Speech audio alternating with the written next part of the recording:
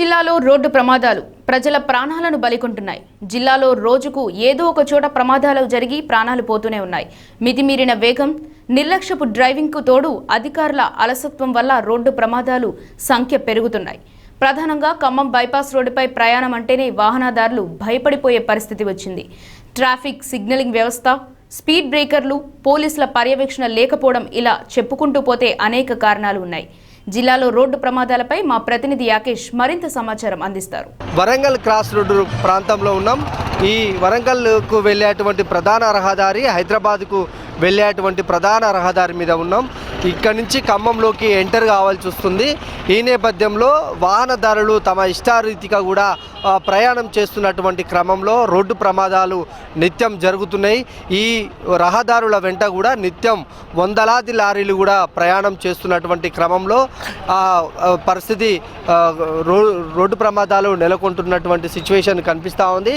Road ప్రమాదాలకు సంబంధించి అటుపక్క అధికారులు వాహనదారులను అలర్ట్ చేస్తున్నప్పటికీ కూడా మనం చూస్తున్నటువంటి ప్రాంతాన్ని చూసుకోవచ్చు. ఓవర్ స్పీడ్ తోటి కూడా లారీలు వచ్చి ఒకసారిగా టర్నింగ్ తీసుకుంటున్నటువంటి నేపథ్యంలో ఆ పక్కనే నిల్చున్నవారు లేకుంటే ఎదురుగా వచ్చేటువంటి టూ వీలర్స్ వాళ్ళు రోడ్డు వాహనానికి తలిగి ప్రమాదానికి గురై ప్రాణాలు కోల్పోతున్నటువంటి సందర్భం కనిపిస్తూ ఉంది. రోజుకొక ప్రమాదం చోటు చేసుకుంటుంది. వారానికో 2 వారాలకు ఒకసారి ప్రాణం పోతున్నటువంటి నేపథ్యాలు కనిపిస్తున్నాయి. ఇటీవల కాలంలోనే కోదాడ క్రాస్ రోడ్డు వద్ద అటు ఒక డీసీఎంని ఒక ప్రైవేటు ట్రావెల్ బస్సు ఢీకొట్టినటువంటి ఘటనలో డ్రైవర్ తల ఎగిరిపోయి ఆయన అక్కడికక్కడికే చనిపోయినటువంటి పరిస్థితి ఉంది.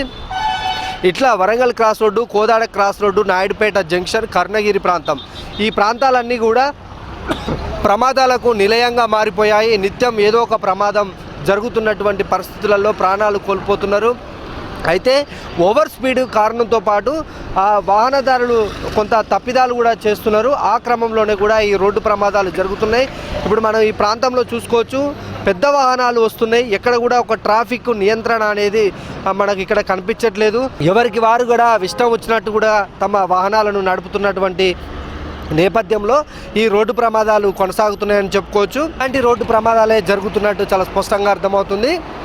అటు ఖమ్మం నుంచి సత్తుపల్లి వెళ్ళేటువంటి మార్గం కూడా రోడ్డు అంతా కూడా గుంతలమయమైపోయింది.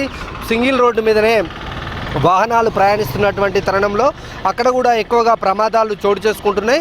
ఖమ్మం నుంచి ఇల్లందు వెళ్ళేటువంటి రహదారి కూడా అట్లాగే ప్రమాదకరంగా మారింది. అక్కడ కూడా వాహన ప్రమాదాలు ఎక్కువగా జరుగుతున్నటువంటి పరిస్థితి కనిపిస్తూ ఉంది. ఇక ఖమ్మం, సూర్యాపేట, ఇటు వరంగల్ వెళ్ళేటువంటి ప్రధాన రహదారులన్నీ కూడా రక్తమోడుతున్నటువంటి సిచ్యువేషన్ కనిపిస్తూ ఉంది.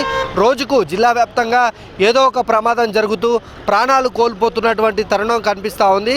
ప్రధానంగా ఈ ఖమ్మం ఎదులాపురం మున్సిపాలిటీ ఈ ప్రాంతంలో అయినప్పటికీ కూడా ఒక ట్రాఫిక్ సిగ్నల్స్ లేకపోవడం, అటు పోలీసుల పర్యవేక్షణ లేకపోవడం, ఆర్ఎండ్బి అధికారులు కూడా ఏ వాహనదారుడు ఎటు వెళ్ళాలనేది కూడా ఒక సూచిక బోర్డులు ఏర్పాటు చేయకపోయినటువంటి క్రమంలోనే కూడా రోడ్డు ప్రమాదాలు జరుగుతున్నటువంటి పరిస్థితి మనుషులంతా కూడా నుజ్జునుజ్జైపోయి చనిపోయినటువంటి పరిస్థితులు ఇక్కడ ఉన్నటువంటి ప్రజలు కూడా చూసి తట్టుకోలేకపోతున్నారు.